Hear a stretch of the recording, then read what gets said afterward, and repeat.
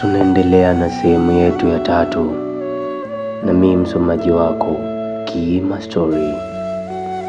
Anaonekana mfalme akiwa ameketi katika kiti chake huku akiwa amezungukwa na walinzi. Mbele ya mfalme akiwepo mjumbe wa mfalme akiwa ameleta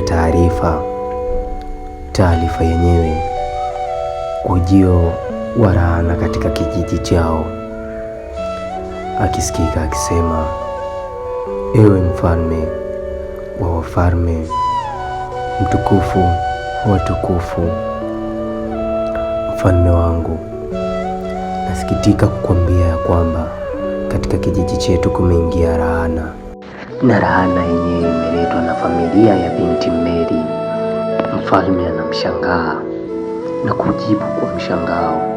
Mfalme anasikika kusema, unasema nini wewe mjumbe wangu?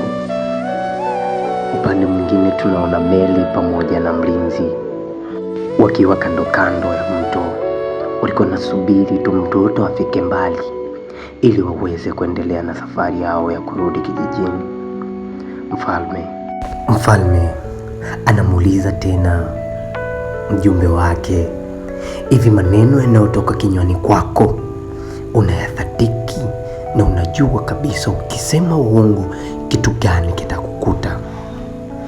Wakati huo pia tunamwona mtoto akiwa anapigwa na mawimbi ya maji ndani ya mto, akiwa anasogezwa mbali kabisa na lile eneo.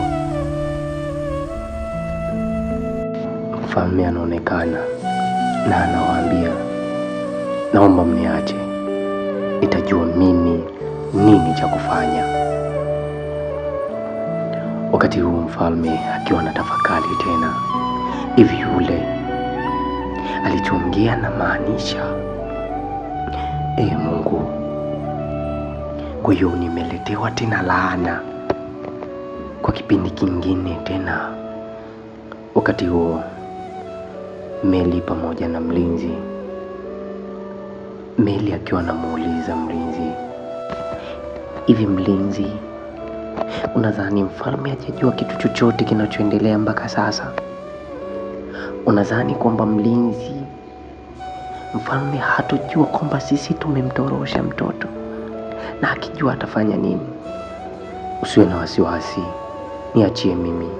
Mlinzi akimalizia kusema, mfalme anaendelea kujiuliza, Mungu, kwa nini kila siku, kwa nini kila wakati lazima laana itokee ndani ya kijiji changu?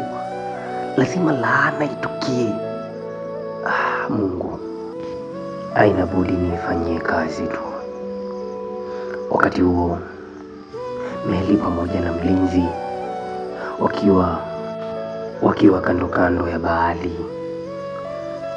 mfalme anaonekana pia akisema, sasa inabidi niite tu wajeshi wangu, inabidi niite kikosi kazi ili kiweze kupita kila kona ya kijiji hiki.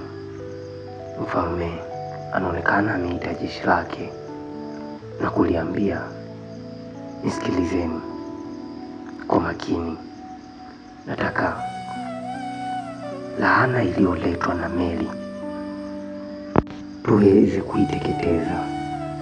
Sasa nataka kila mtu apite mashariki, magharibi, kaskazini, kusini, aweze kuniletea hao watu. Wakati huo mtoto akiwa kwenye mto, akiwa anapigwa na mvua malaika wa Mungu, huku akiwa hajui chochote. Maskini Mungu, mjalie mtoto huyu aweze kuwa na hatima nzuri baadaye, mvua kali zidi yake. Usiku kitanda, Mary akiwa na hofu, mlinzi akionekana kwa mbali akiwa anaweka usalama. Mary akisikika akisema, Mungu, kama mimi napitia shida hii, tabu hii, baridi kali, usiku mkali, wanyama wakubwa. Je, mwanangu atakuwa kwenye usalama? Je, mwanangu atakuwa kwenye hali gani? Sijui. Mungu, nakuomba mlinde mtoto wangu, naomba mlinde kizazi changu, na imani kuna siku nitakuja kuonana naye, na imani ipo siku tu mwanangu nitakuja kumuona tena. Mungu, sijafanya makusudi, nampenda sana mwanangu. Meli akisikika kumalizia, Mungu nisamehe mimi. Huu ndio mwisho wa episodi yetu ya 3, ila ndo mwanzo wa episodi nyingine. Usisahau kusubscribe, kushare na kucomment chaneli yetu ya Kima Story, na mimi hosti wako Kima Story. Bye bye.